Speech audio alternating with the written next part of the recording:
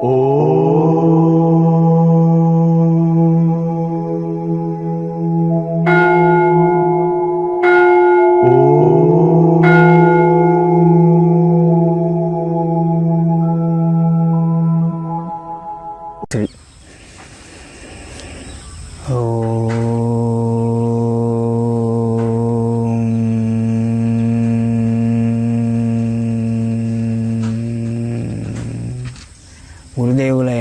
శ్రీ జ్ఞానానందగిరి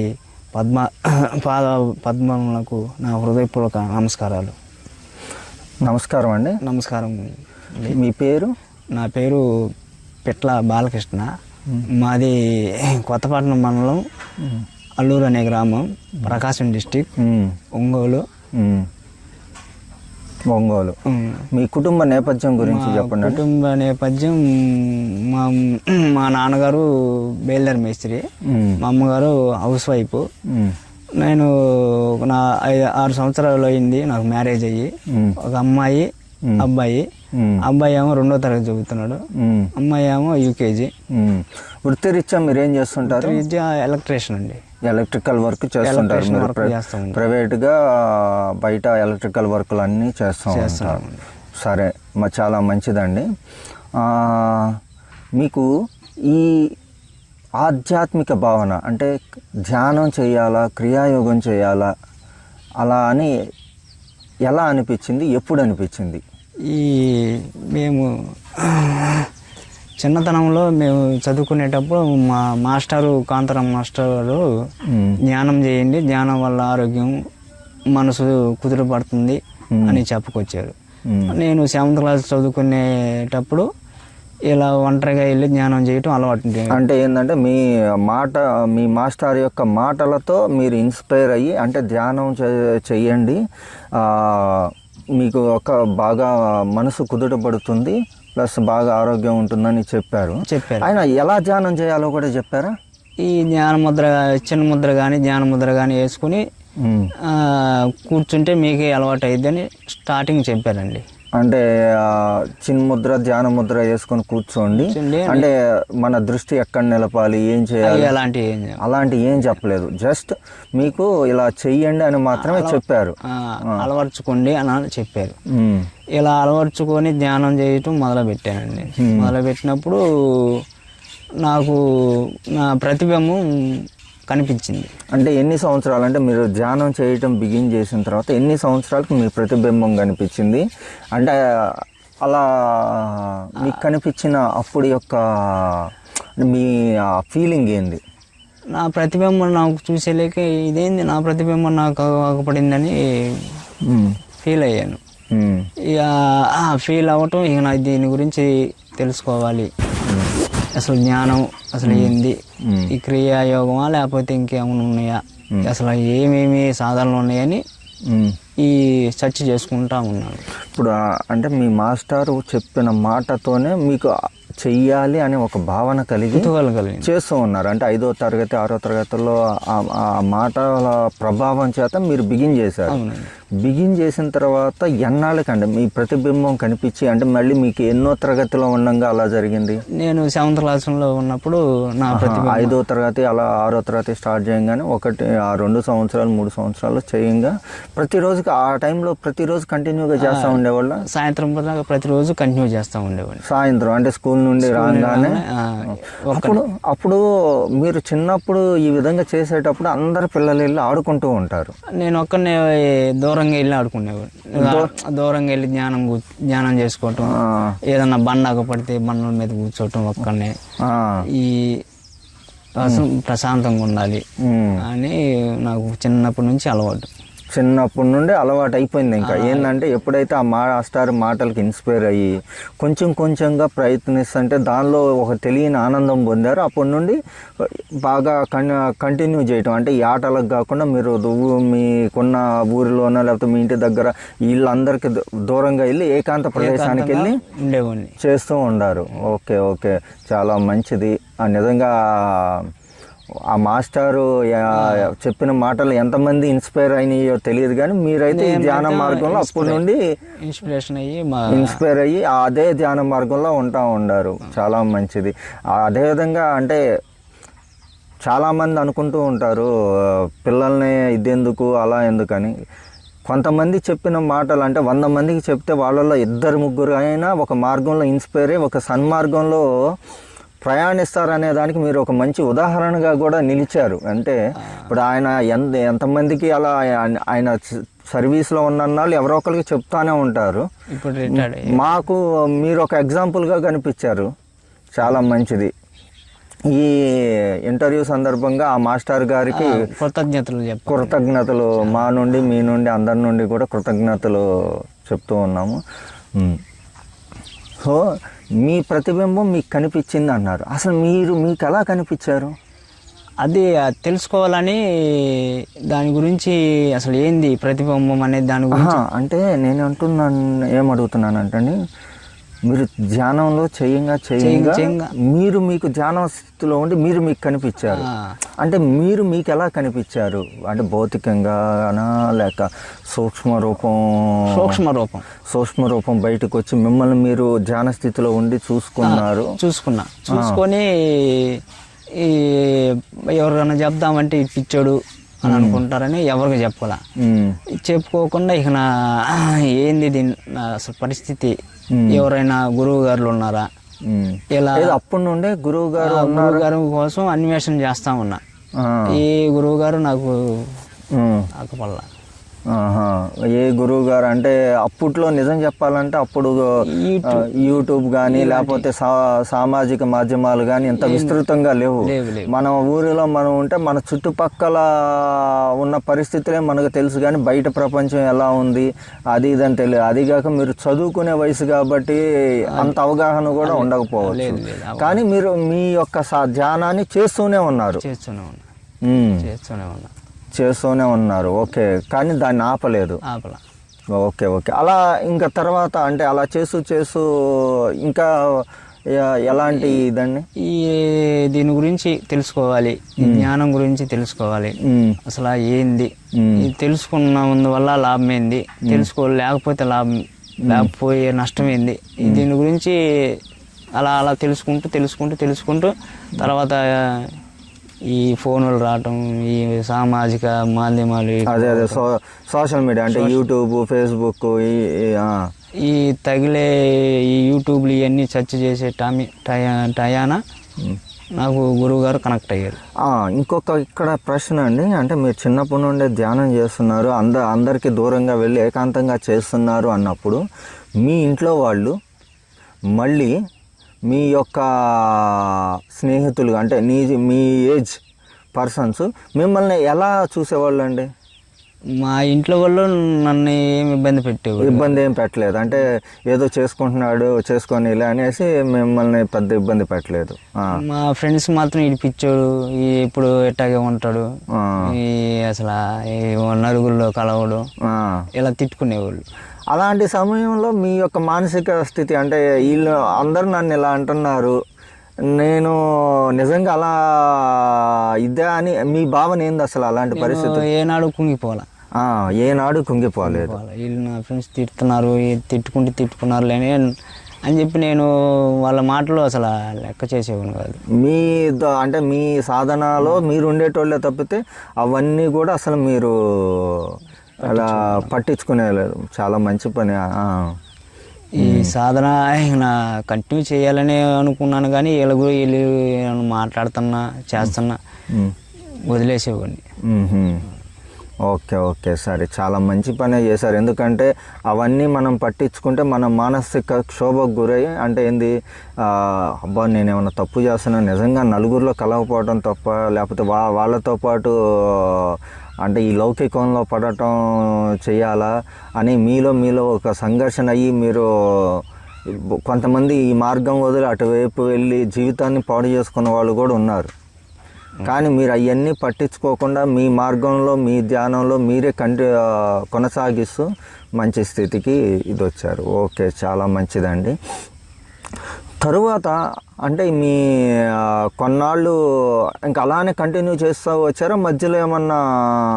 మధ్యలో 2 సంవత్సరాల గ్యాప్ వచ్చింది. అంటే మధ్యలో నా మ్యారేజ్ ముందల 1 సంవత్సరం, మ్యారేజ్ అయిన తర్వాత 1 సంవత్సరం, ఇలా 2 సంవత్సరాల్లో పోస్ట్ పోన్ అయింది.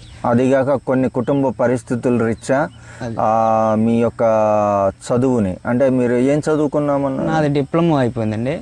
డిప్లొమా అయి కుటుంబ పరిస్థితుల రీత్యా చదువుని మధ్యలోనే ఆపేసి వృత్తి జీవితంలోకి అంటే ఎలక్ట్రీషియన్గా వచ్చి ఇక స్థిరపడిపోయారు. ఆ తర్వాత ఏంటంటే మ్యారేజ్కి ముందు, మ్యారేజ్ తర్వాత అంటే ఈ భాగంలో కొంత భాగంలో మీరు ధ్యానం అనేది కంటిన్యూ చేయలేకపోయారు. అవునండి, 2 సంవత్సరాలు బ్రేక్ అయింది. తర్వాత మళ్ళీ ఏ విధంగా కొనసాగించారండి? ఈ 2 సంవత్సరాలు బ్రేక్ అయిన తర్వాత నాకు అదే కదా, దీని గురించి తెలుసుకోవాలి, జ్ఞానం గురించి తెలుసుకోవాలి. ఏ గురువు గారు బాగా అంటే కనెక్ట్ కావాలి. నాకు ఏంటంటే సాదా సీదాగా నార్మల్గా ఉండే గురువు గారు, అసలు అలాంటి గురువులు ఉన్నారా లేరా, దాని గురించి సెర్చ్ చేస్తుండగా జ్ఞానానందగిరి గారు నాకు నా భావనలకి దగ్గరగా ఖచ్చితంగా సూట్ అయ్యారు. మీ భావనలో ఏ విధంగా అయితే మీకు గురువు ఉండాలని కోరుకున్నారో అదే విధంగా ఉన్నారు. అంటే ఇప్పుడు ఈ మధ్య కాలంలో చాలామంది గురువులు ఆధ్యాత్మికంలో ఉండి అదొక హంగు ఆర్భాటం, అత్యంత సోషల్, అంటే బాగా ప్రతిదాన్ని కూడా హంగు ఆర్భాటం, బాగా విలాసవంతమైన గురువులు ఉంటున్న తరుణంలో మీకేందంటే గురువు అంటే ఇలా ఉండాలి, నాకు ఇలాంటి గురువు కావాలి అనే ఒక ఇదనమాట. అత్యంత సాధారణ జీవితంతో ఒక నార్మల్ మన మధ్య ఉంటూ మనల్ని దిశానిర్దేశం చేసేటట్టు ఒక గురువు ఉండాలి అనుకున్నారు. అదే సమయంలో మీకు యూట్యూబ్లో కొన్ని ఇంటర్వ్యూల ద్వారా గురువు గారు చూసిన తర్వాత అంటే ఆయన ఇంటర్వ్యూల్లో ఆయన చెప్పిని ఇలా అంటే ఇలా ఇదని మీకు ఈయనే నాకు కరెక్ట్ అని అనిపించిన తర్వాత మీరు ఏం చేయటం, అంటే ఎలా గురువు గారు ఫాలో అవటం బిగిన్ చేశారు? ఎలా ఫాలో అవుతూ? గురువు గారి వీడియోలు చూడటం, గురువు గారి ప్రాక్టికల్ క్రియాయోగ ప్రాక్టికల్ థియరీ అవన్నీ చూసుకుంటా ప్రాక్టీస్ చేసుకోవడం మొదలుపెట్టి. అంటే మీరు ఇక్కడికి రాకుండా, అంటే గురువు గారి దగ్గరకు రాకుండానే గురువు గారి యొక్క వీడియోలు చూసుకుంటూ క్రియాయోగ ప్రాక్టికల్స్, ఆయన యూట్యూబ్లో పెట్టినటువంటి క్రియాయోగ ప్రాక్టికల్స్ సెషన్స్ని మీరు అన్నీ చూసి వాటిని మళ్ళీ మీరు చేయటం బిగిన్ చేశారు.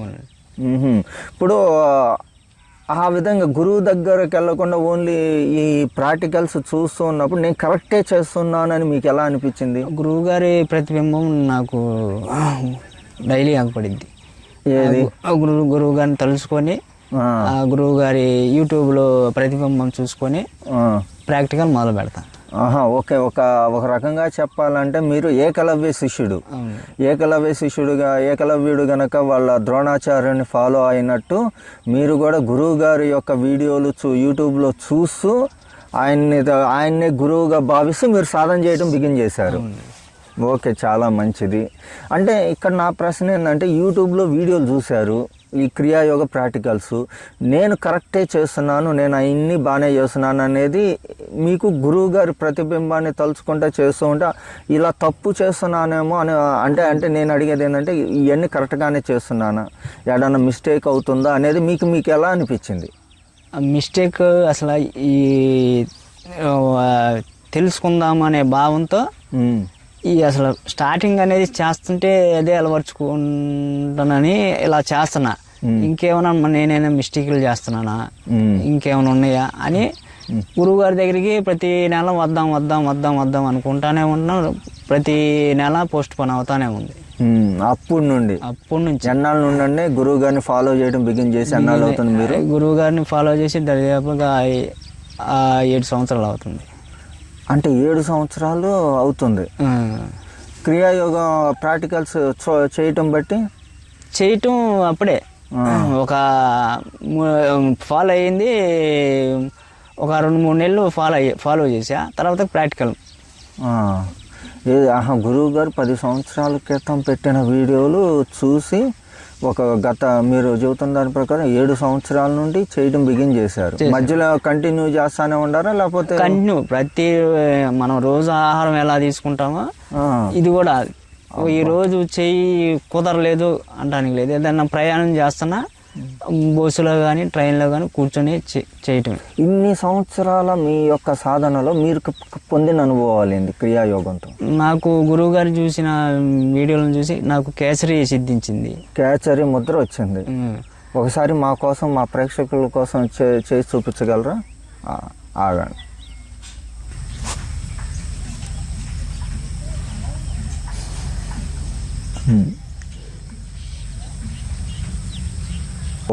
ఓకే, మీ కేసరి సిద్ధించింది. మీకు ఈ నాలుక వెళ్ళి ఆ ముక్కు కుహరం ఉన్న రంధ్రాలని లాక్ చేసేస్తుంది. ఓకే, ఆ లాక్ చేసినప్పుడు అంటే మీకు ఆ లాక్ చేసిన తర్వాత ఎలా జరుగుతుందండి? అంటే మీ కేసరిలో ఉన్నప్పుడు మీ ఎలా ఏ ఫీలింగ్లో ఉన్నారు? తీయటి ద్రవం వస్తుంది, కూటస్థంలో శ్వాస అనేది నిలబడిపోతుంది. ఓకే, ఈ జ్యోతి ముద్ర నిత్యం జ్యోతి సిద్ధించి అంటే జ్యోతి కనిపిస్తూనే ఉంది ధ్యానంలో ఉన్నది.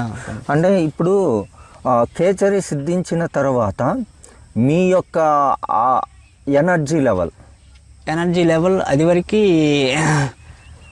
3 పూటలు తినేవాడిని, ఇప్పుడు 2 పూటలే తింటున్నా భోజనం. అది కూడా అంటే మితాహ నార్మల్గా తీసుకుంటున్నారా లేకపోతే ఎలా తీసుకుంటున్నారు? అవి చప్పడిగా ఉప్పు కారాలు లేకుండా అంటే భోజనం యొక్క క్వాంటిటీ మితంగానే, చాలా మితంగానే తీసుకుంటున్నా. అంటే మితంగా ఆహారం తీసుకున్నా సరే మీకేమి ఎనర్జీ లెవెల్లో ఏమీ తేడా లేదు? ఏం లేదు. పని దగ్గర ఒకరికన్నా ముందలాగే ఎక్కువ వర్క్ చేస్తా. ఎనర్జీ లెవెల్లో ఏ మాత్రం తగ్గలే, ఇంకా ఇంప్రూవ్ అయింది. ఎనర్జీ లెవెల్ ఇంకా ఇంప్రూవ్ అయింది. ఓకే, అంటే మీ బాడీ తేలికగా ఇది ఉంటుంది, చాలా తేలికగా ఉంటుంది, చాలా ఫ్రీగా కూడా ఉంటుంది. మనసు బాగా ఫ్రీగా, అంటే నా మనసు కొద్దిగా కొంచెం ఆధీనంలోకి వస్తుంది. అంటే ఏ విధంగా చెబుతున్నారండి మీ మనసు మీ ఆధీనంలోకి వస్తుందని? అంటే ఏదన్నా ఇప్పుడు ఎవరన్నా ఏదన్నా మాట చెప్తున్నా ఎందుకు చేయాలి ఏదన్నా మాట వాళ్ళు చెప్పినా ఎందుకు చేయాలి అనే భావన నాకు లేదు. వాళ్ళు ఏదన్నా చెప్తున్నా వెళ్ళి వాళ్ళ మాట వినటం, అలా కోపపడటం అలాంటివి ఏం. అంటే మీ ఎమోషన్స్ మీ కంట్రోల్లోకి వచ్చినాయి. అంటే ఏదో ఊరక కోపం రావడం కానీ లేకపోతే అరే వీళ్ళేంది నాకు చెబుతున్నారు, చిన్నోళ్ళు పెద్దలు ఏదైనా మాట చెప్పిన వీళ్ళేంది నాకు చెబుతున్నారు అనే ఒక భావన కానీ ఇలాంటి ఏమి కానీ మీకు అనిపించవు? ఓన్లీ సింపుల్ ఒక సాధారణ స్థితిలో అలా పోతూ ఉంటుంది. ఓకే, ఈ కేసరి సిద్ధించిన తర్వాత, కేసరి వచ్చిన తర్వాత మీకు అంటే ఈ క్రియాయోగంలో ఈ శ్వాస ఇవన్నీ కూడా బాగా ఇప్పుడు కేసరి సిద్ధించిన తర్వాత మీ యొక్క మన క్రియ అంటే ఏదైతే మన పూరక రేచక కుంభకాలు ఏ విధంగా ఉన్నాయి? అది ఇప్పుడు కేసరి సిద్ధించిన తర్వాత కుంభకం 2.5 నిమిషం చేపుంటాం. 2.5 నిమిషాలు కుంభకం చేయగలుగుతారు. అంతర్కుంభకం 1.5 నిమిషం. అంత ముందర అసలు కుంభకం అనేది తెలియదు నాకు. గురువు గారు వీడియో చేసి కుంభకం ఇలా చేయాలి చెప్పిన తర్వాత నాకు కుంభకం కానీ అంతర్కుంభకం కానీ వచ్చింది. ఓకే ఓకే ఓకే, మంచిది. తరువాత మీకు ఈ క్రియాయోగంలో కలిగిన అనుభవాలండి? క్రియాయోగంకి వచ్చిన తర్వాత నాకు డైలీ జ్యోతి ముద్ర. జ్యోతి ఎంతసేపు రోజు ధ్యానం చేస్తారండి? నేను 3 hours ధ్యానం చేస్తాను. 3 hours ధ్యానం చేస్తారు. ఓకే, ఎన్నింటికి అంటే ఉదయమా సాయంత్రమా లేకపోతే ఏ సమయంలో చేస్తారు? ఉదయం 2 గంటలకు లేచి 3 గంటల నుంచి 6 గంటల దాకా కూర్చుంటాను. 6 గంటల దాకా. ఇందుట్లో అంటే మీ కుటుంబ సభ్యుల సహకారం ఎలా ఉంది? మా కుటుంబ సహకారం చాలా ప్రోత్సాహంగా ఉంది. వాళ్ళు ఏనాడు విసిగించుకోవటం కానీ పిచ్చుడు అని అనకుండా ఉండటం కానీ అలాంటివి ఏమి ఉండదు. నాకు చాలా మా మిస్సెస్ కానీ మా కుటుంబ సభ్యులు కానీ మా పిల్లకాయలు కానీ నాకు ఇంకా సహకరిస్తారు. అదృష్టవంతులు. ఎందుకంటే మీరు చిన్నప్పుడే చాలా చిన్నతనంలోనే ఒక గురువు గారు చెప్పిన, అంటే మన ఉపాధ్యాయులు చెప్పిన మాటలు విని, ఒక గురువు లేకుండా ఏదో ఆయన చెప్పిన ఒక చిన్న పాయింట్ని పట్టుకొని మీరు సాధన చేయటం బిగిన్ చేస్తూ ఉన్నారు. చేశారు. అలా ఆ తరువాత కుటుంబ పరిస్థితుల రీత్యా కొంత గ్యాప్ తీసుకున్న గురుదేవులు జ్ఞానానంద గిరి మహారాజ్ మళ్ళీ వీడియోలతో ఇన్స్పైర్ అయ్యి మళ్ళీ ఇదే మార్గంలో ప్రయాణిస్తూ, అలానే కుటుంబ సభ్యుల సహకారం పొందటం నిజంగా మీ పూర్వజన్మ అదృష్టం. ఎందుకంటే మీ పూర్వజన్మలో ఎంతో కొంత సాధన అనేది లేకపోతే మీ ప్రతిబింబం మీకు చిన్నప్పుడే కనపడటం, దాన్ని ఇంకా మీలో ఆ తృష్ణను పెంచి ఇంకా దాన్ని ముందుకెళ్ళేటట్టు చేయటం అది సాధారణ విషయం కాదు. నిజంగా గురువుల యొక్క ఆశీస్సులు మరియు మీ పూర్వజన్మ సాధన ఫలం అనుకుంటున్నాను. ఇంకా అండి, ఇంకా గురువు గారిని ఫాలో అవుతూ ఇంకా ఏమేమి నేర్చుకున్నారు మీరు? గురువు గారిని ఫాలో అవుతా ఈ నమీ ప్రక్రియ నేర్చుకున్నాను. నమీ ప్రక్రియ. ఈ నమీ ప్రక్రియ అంటే గురువు గారు చెప్పిన దాన్ని బట్టి నమీ ప్రక్రియ మీరేం అర్థం చేసుకున్నారని? అంటే నమిలీ ప్రక్రియ చేస్తే జీర్ణ వ్యవస్థ బాగుండిద్ది, కుండలి త్వరగా యాక్టివేషన్ అయ్యిద్ది అని ఓకే, చూశాను వీడియోలో. ఒక్కసారి చేసి చూపించగలరా మన ప్రేక్షకుల కోసం? చేయండి.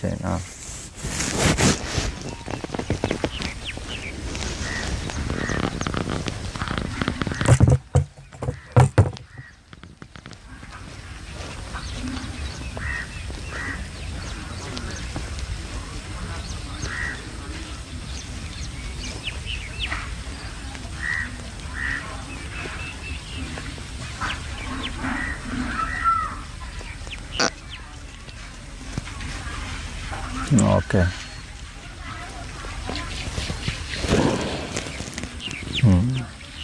బాగా చేశారండి.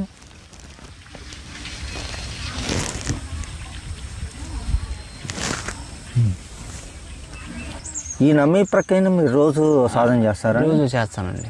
గురువు గారి వీడియో చూసి డైలీ చేయటం మొదలుపెట్టా. ఈ నమ్మీ ప్రక్రియతో మీ యొక్క బాడీలో ఎలాంటి మార్పులు వచ్చినాయి? అంత ముందలేమో జీర్ణ వ్యవస్థ సరిగా ఉండేది కాదు. ఈ ప్రక్రియ చేయటం మొదలు పెట్టిన తర్వాత నాకు జీర్ణ వ్యవస్థ బాగా కుదురుపడింది, ఈ ఆరోగ్య కొద్దిగా బాగుపడింది. ఓకే, చాలా అద్భుతం అండి. ఇంకా గురువు గారిని చూసి ఎలాంటి ఫాలో అవుతున్నారు మీరు? ఆహార వ్యవహారాలు కానీ లేకపోతే దైనందిన జీవితంలో మీలో చోటు చేసుకున్న మార్పులు ఏంది? గురువు గారు వీడియోలు చూసిన తర్వాత ఈ చప్పిడి కూర, చప్పిడి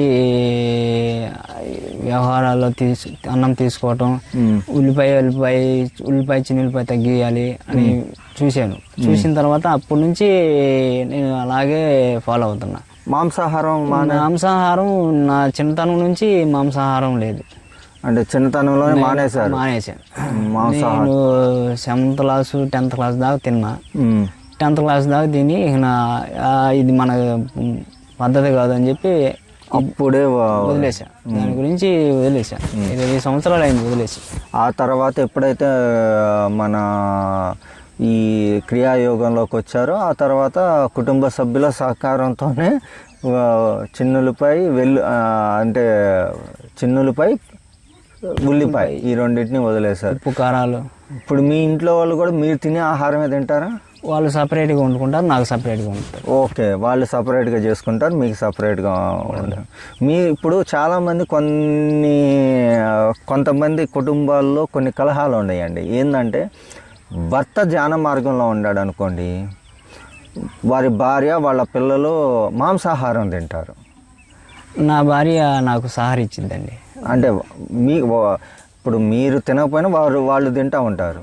ఇప్పుడు ఇక్కడ సమస్య ఏమొస్తుందంటే అండి, మీరు తినటం లేదు, వాళ్ళని తినొద్దు, చాలా మంచి తినకపోతే మంచిదని ఫోర్స్ చేస్తూ ఉంటారు. అవునండి.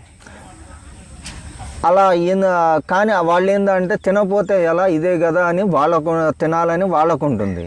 ఇది తినకపోతే మంచిదని భర్తకు ఉంటుంది. అప్పుడు ఆ భార్యాభర్తల మధ్య కానీ కుటుంబ సభ్యులు అంటే భర్త అయితే ధ్యాన మార్గంలో ఉంటే భార్య ఇలా మాంసాహారం మానమని భర్త ఫోర్స్ చేయటం, భార్య గనక ధ్యాన మార్గంలో ఉంటే భర్తను మాంసాహారం మానమని ఫోర్స్ చేస్తూ ఉంటారు. యాక్చువల్గా ఇది ఎవరికి ఉండాల్సిన వాళ్ళంతటా వాళ్ళకు వస్తే ఎలాంటి కలహాలు ఉండవు. కానీ ఇప్పుడు మీరు మీ భార్యను ఇలా మాంసం తినొద్దని ఫోర్స్ చేయటం కానీ అలాంటిది ఏం లేదండి. కావాలి వాళ్ళే తెలుసుకుంటారు. ఈ నేను ధ్యానం ప్రక్రియలోకి వచ్చిన తర్వాత వాళ్ళే తెలుసుకుంటారు. మనం ఫోర్స్ చేస్తే మన మాట వినరు, తర్వాత వాళ్ళే తెలుసుకొని మానేస్తారు అని నా ఫీలింగ్. మీకు వాళ్ళు ఒకవేళ తింటామన్నా కానీ మీకు ఎలాంటి అభ్యంతరం లేదు? అభ్యంతరం ఏం లేదండి. ఎందుకంటే ఇది చాలా కొన్నిసార్లు సమస్యగా మారుతుంది కాబట్టి ఈ ప్రశ్నను మిమ్మల్ని అడుగుతున్నారు. ఎందుకంటే మీరు చిన్నప్పటి నుండి ధ్యాన మార్గంలో ఉన్నారు, దాదాపు 20 సంవత్సరాల పైనుండి మాంసాహారం కూడా ముట్టుకోవట్లేదు.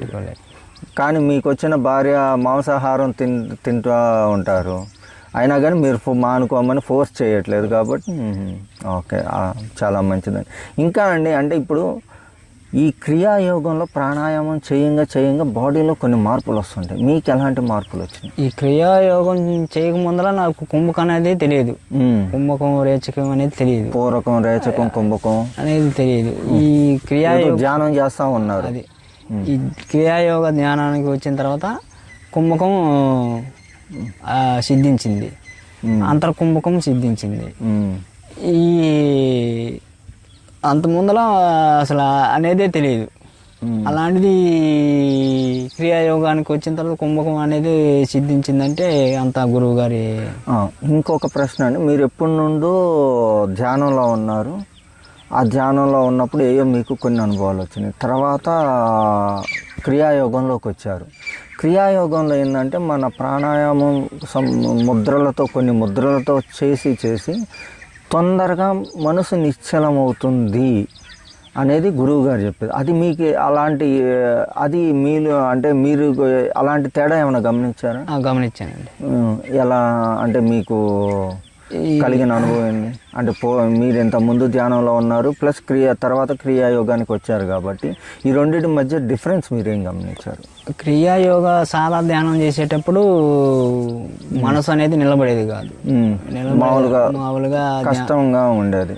ధ్యానం చేస్తున్నాను అంటే చేస్తున్నాను అంతే.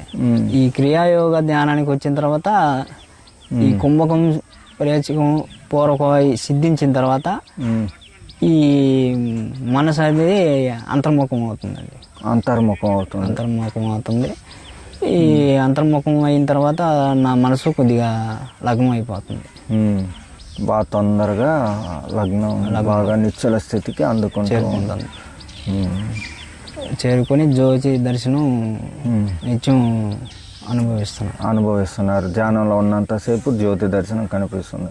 ఆ జ్యోతి కలిగినప్పుడు మీలో కలిగే అనుభూతి ఏంటి? ఆ జ్యోతి ముద్రలోనే ఉండాలని భావం. అంటే ఆ జ్యోతి ముద్ర వేసినప్పుడు మీకు జ్యోతి కనిపిస్తుంది. అంటే ఆ జ్యోతి చూస్తూ ఉన్నారు కానీ ప్రతిరోజు అలా చూస్తూ ఉన్నప్పుడు మీలో కలిగిన అనుభూతి అంటే ఆ భావన నిత్యం అలాగే ఉండాలి. ప్రతి 24 గంటలు ఆ జ్యోతి ముద్ర కలిగితే ఎంత బాగుండిద్ది అనే భావన ఫీల్ అవుతూ ఉంటానండి. కానీ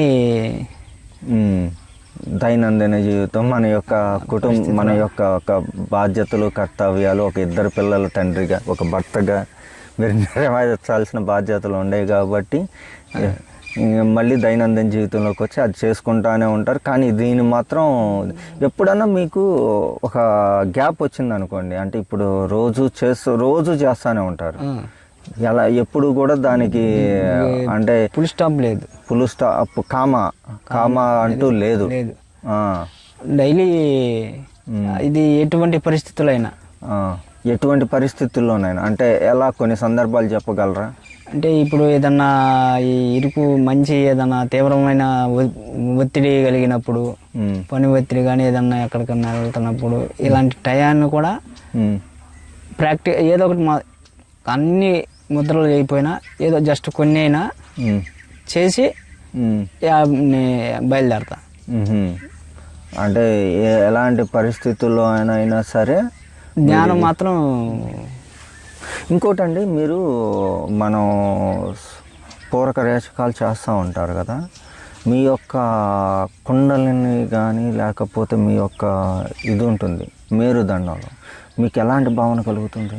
మేరుదండల భావనలో చీమలు కదిలాడుతున్నట్టు అనే భావన వెన్నుపూసలో వస్తుందండి.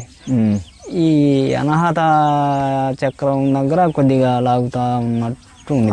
అనాహత చక్రం వెనక లాగుతా ఉన్నట్టు ఈ ఒక సూది గుచ్చి లాగుతుందా అనే భావన వస్తుందండి.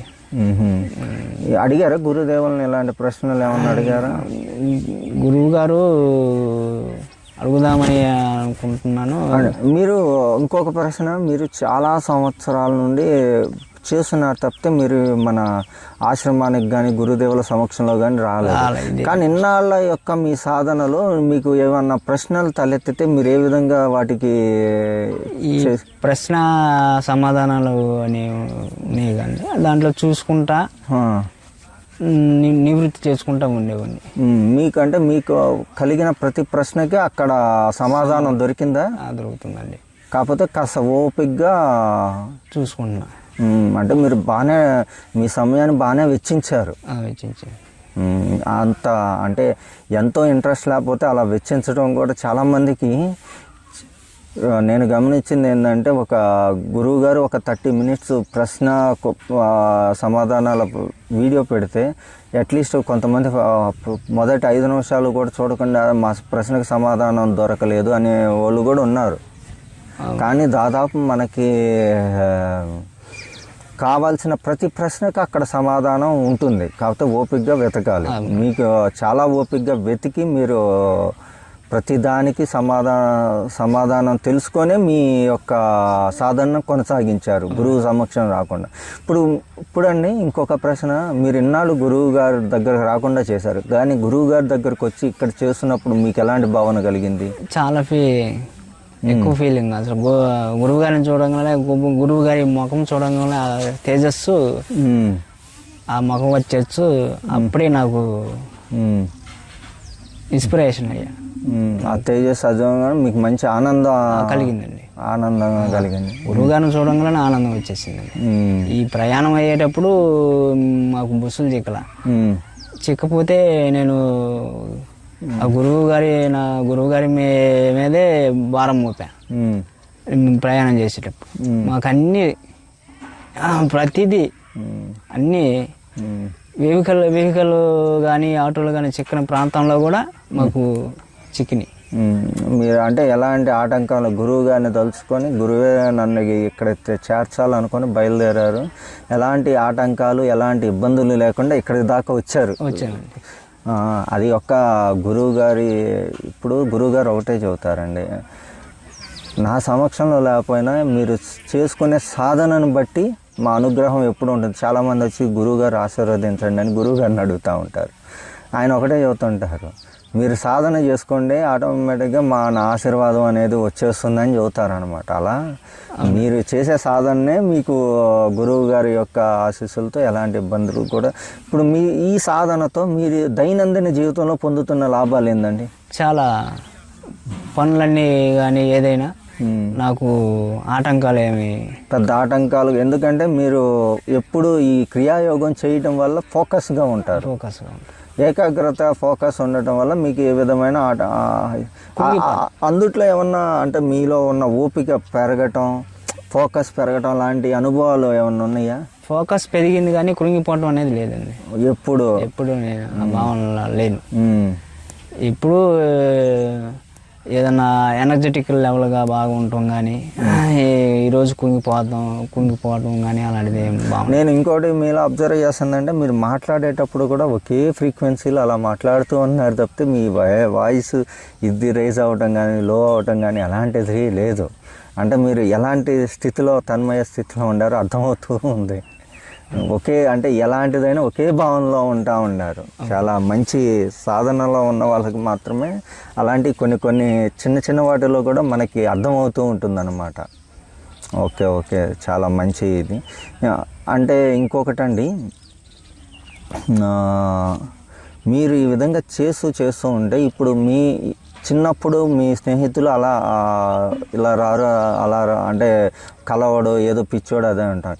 ఇప్పుడు మీకు మీ భార్య వచ్చారు, వాళ్ళ బంధువులు, అలానే మీ చిన్నప్పుడు మీ తోడబుట్టిన వాళ్ళు, ఆ స్నేహితులు ఏ విధంగా మిమ్మల్ని ఇంకా ఈ విధంగా చేస్తూ ఉంటే మీరున్న స్థితిని వాళ్ళు ఏ విధంగా చూస్తున్నారు? నేనున్న స్థితిని వాళ్ళు అంటే ఆధ్యాత్మికంగా మీరున్న స్థితిని ఇంకా ఏంది ఇతను ఇలా చేస్తున్నాడు, లేకపోతే మీలో ఏదైనా మార్పుని చూసి వాళ్ళు ఇంకా ఏదైనా ఇన్స్పైర్ అవ్వటం అలాంటివి ఏమైనా ఉన్నాయా? వాళ్ళు ఇంకా అప్పుడు తిట్టిన వాళ్ళు ఇప్పుడు ఏదన్నా కొద్దిగా జ్ఞానం అంటే ఎలా చేయాలి, ఏమన్నా చెప్పు కొన్ని ప్రక్రియలు అనేది అడుగుతూ ఉంటారండి. ఓహో, మిమ్మల్ని వాళ్ళు వచ్చి అడగడం బిగిన్ చేశారు. అవునండి. Okay okay. చిన్నప్పుడు మిమ్మల్ని అలా అన్నోళ్ళే ఈడు పిచ్చోడు వెళ్ళి యాడో ఏకాంతంగా గుట్టలెమ్మటి బండలెమ్మటి కూర్చొని ఏదో కళ్ళు మూసుకొని ఉన్నోడు అని అన్నవాళ్ళే ఇప్పుడు మీ దగ్గరకు వచ్చి ఇది ఎలా చేయాలి ఏందని అడుగుతూ ఉంటారు. ఏదైనా ఆరోగ్య సమస్యల గురించి ఏం చేయాలి ఏంది అని మీ దగ్గరకు వచ్చి అలాంటి సూచనలు సలహాలు పొందుతూ ఉన్నారు. అది నిజంగా మనిషి ఎంతో డబ్బు సంపాదించడం కాదు, లేకపోతే ఇంకొక పెద్ద ఉన్నత పదవిలో ఉండటం కాదు. ఆధ్యాత్మికంగా ఒక స్థితికి చేరుకోవటం అంటే, ఒక మెట్టి ఎదగటం అంటే ఇలానే ఉంటుంది. అంటే మనల్ని ఎగతాళి చేసిన వాళ్ళే మన దగ్గరకు వచ్చి ఇలా మనం నేర్చుకున్న దాన్ని వాళ్ళకి చెప్పమని అడగటమే మీరు ఒక మంచి మెట్టు ఎక్కినట్టు. చాలా సంతోషకరమైన విషయం. మీరు ఇంకా ఈ క్రియాయోగాన్ని కానీ ఈ ధ్యానాన్ని కానీ చేసి ఎలాంటి స్థితి పొందాలనుకుంటున్నారు? నేను ఇంకా ముందరికి వెళ్ళాలని అనుకుంటున్నా కానీ వెనక్కి రావటం అనేది అనుకోవట్లేదు. ముందరికి వెళ్ళి మన పరిస్థితి ఏంది, అసలు ఎందుకు, నా ధ్యేయం ఏంది అని తెలుసుకోవాలని, ఇంకా మీరేందో తెలుసుకోవాలనుకుంటున్నారు. తెలుసుకొని ముందరికి వెళ్ళాలని నా ప్రక్రియ. ఇంకోటండి, ఇప్పుడు చాలామంది మీరు ఎంతో సమయాన్ని ఇక్కడ వెచ్చిస్తూ ఉన్నారు. సో ఇది ధ్యానంలో వాటిల్లో కానీ కొంతమంది ఆర్థికంగా కానీ లేకపోతే ఇంకా కొంచెం ముందుకెళ్ళి ఇదే అంటున్నప్పుడు మీలో ఎలాంటి భావన కలుగుతుంది? అరే నేను అంత సంపాదించలేదా, ఇంత సంపాదించలేదు, లేకపోతే నా భార్య అది అడుగిద్దేమో ఇది అడిగిద్దేమో, అంటే ఏంటంటే చాలామందికి బంగారు ఆభరణాలు అన్నాయి. అలాంటి భావన మీలో ఏమన్నా ఉందా? అలాంటి భావన అయితే నాకేం లేదండి. ఎందుకంటే నా మిస్సెస్ నాకు దాకా నా అభిప్రాయాలకి గౌరవిస్తుంది, మేము మిమ్మల్ని మీ మార్గంలో వస్తాం. అలానే మీ పక్కవారిని చూసి మీరు ఏమన్నా ఇలా అనుకోవటం, అరే నేను ఇంకొంచెం ఏదన్నా సంపాదించి ఇంకేదన్నా ఇంకొంచెం ఏదన్నా ఇదైతే ఉంటుందేమో అలాంటిది అలా ఏం లేదండి మీకంటే? అలాంటి వ్యామోహాలు ఏమీ లేవు? అంటే నేను ఇంకా నా ఫ్రెండ్స్ మీద ఒక మెట్టు ఎక్కువే ఉన్నాను కానీ తక్కువ ఏంది ఈ జ్ఞాన ప్రక్రియకి వచ్చిన తర్వాత. అంత ముందలా డౌన్లో ఉండేవాడిని. ఈ జ్ఞాన ప్రక్రియకి వచ్చిన తర్వాత ఈ నా ఫ్రెండ్షిప్లో కన్నా ఒక మెట్టు ఎక్కువ. అంటే ఈ ధ్యాన ప్రక్రియ మీకు ఆర్థికంగా కానీ కాస్త అంటే ఒక మెట్టు ముందుకు వెళ్ళేటట్టే చేసింది. అవునండి. ఓకే, మంచిది. ఇంకా ఏదన్నా మీరు మన క్రియాయోగ ప్రేక్షకులకి ఏమన్నా చెప్పాలనుకుంటున్నారా? నిత్యం క్రియ చేయండి. క్రియ చేసి ఆచరించి ఆరోగ్య పరిస్థితి కానీ జ్ఞాన పరిస్థితి కానీ మనసు అనేది కుదుట పడిద్ది. ఈ ఏకాగ్రత ఎక్కువ వచ్చింది. ఇది చేయటం వల్ల మీకు మీ పరిస్థితి కూడా మీకే తెలుసుకోగలరు. ఓకే, నిజంగా మన బాలకృష్ణ గారు చాలా మంచి ఇన్స్పైర్ తన యొక్క ధ్యాన అనుభవాన్ని మనకి చెప్పారు. ఎందుకంటే చిన్నప్పటి నుండే ఒక మాస్టర్ చెప్పిన ఏదో ఇలా ధ్యానం చేస్తే మంచిది అనే చెప్పిన దాన్ని వారు ఇన్స్పైర్గా తీసుకొని ఆ ధ్యానాన్ని చేస్తూ ఒక గురువు లేకపోయినా సరే ఆ ధ్యానాన్ని కొనసాగిస్తూ తన ప్రతిబింబాన్ని తను చూసుకొని చిన్నప్పుడే ఇంకా ఏందో తెలుసుకోవాలని చేస్తూ ఇంకా కుటుంబ పరిస్థితుల రీత్యా చదువుని మధ్యలోనే వదిలేసి వృత్తి జీవితంలోకి వచ్చి ఆ తర్వాత కొన్ని పరిస్థితుల రీత్యా ధ్యానాన్ని కూడా కొన్నాళ్ళు ఆపి తర్వాత మన గురుదేవులు జ్ఞానానందగిరి మహారాజు గారు చెప్పిన క్రియాయోగ ధ్యానానికి మరి వారి యొక్క జీవన శైలి, ఎందుకంటే వీరు చెప్పిన మాటల ప్రకారం చాలామంది గురువులను గమనించారు కానీ జ్ఞానానందగిరి మహారాజు గారు అత్యంత సామాన్యంగా ఏదో మన చుట్టూ ఏదో ఒక సాధువులాగా తిరుగుతూ ఇంతమందికి తన బ్రహ్మ విద్య అయినటువంటి క్రియాయోగాన్ని అందించటం వారికి నచ్చి వారి వీడియోలతో సాధన చేయటం బిగిన్ చేసి క్రియాయోగ జ్ఞానానందగిరి మహారాజు గారు క్రియాయోగ ప్రాక్టికల్ క్లాసులని మన యూట్యూబ్ ఛానల్లో 10 సంవత్సరాల క్రితం పెట్టిన వీడియోలు చూసి వాటిని ప్రాక్టీస్